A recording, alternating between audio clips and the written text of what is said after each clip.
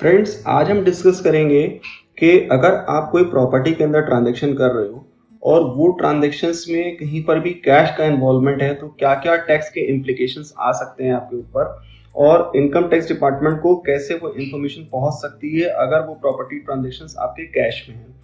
तो सबसे पहले जान लेते हैं कि कैश की लिमिट्स क्या है। अगर आप न्यू इनकम टैक्स एक्ट के सेक्शन 185 को देखोगे तो उसमें 20,000 रुपए से ज्यादा आप किसी को भी प्रॉपर्टी के लिए कोई एडवांस, कोई टोकन मनी, कोई भी कंसिडरेशन नहीं दे सकते हो। अगर आप देते हो तो सेक्शन 185 के अंदर आपके ऊपर 100% तक की पेनल्टी लग सकती है। वहीं जब हम सेक्शन 188 की बात करेंगे तो उसमें बताया गया है कि अगर मान लीजिए आपके वो प्रॉपर्टी के ट्रांजेक्शन्स फुलफिल नहीं होते, आपको पैसा वापस करना पड़ा, तो अगर आप वो पैसा 20,000 से ज्यादा कैश के अंदर वापस भी करोगे तो भी आपके ऊपर पेनल्टी लग सकती है 100% तक के।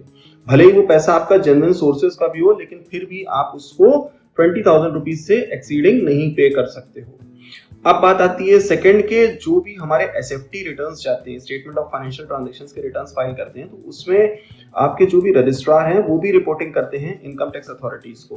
पहले एसएफटी रिटर्न्स के अंदर जो प्रॉपर्टी की डिटेल्स रिपोर्ट होती थी वो 30 लाख के ऊपर की होती थी। अब वो इंक्रीज करके कर दिया गया है 45 लाख रुपीस। मतलब अगर आप 45 लाख से ऊपर की रजिस्ट्री कराते हो तो वो इन्फॉर्मेशन एसएफटी रिटर्न्स के थ्रू ऑटोमेटिकली इनकम टैक्स वालों को मिल जाएगी।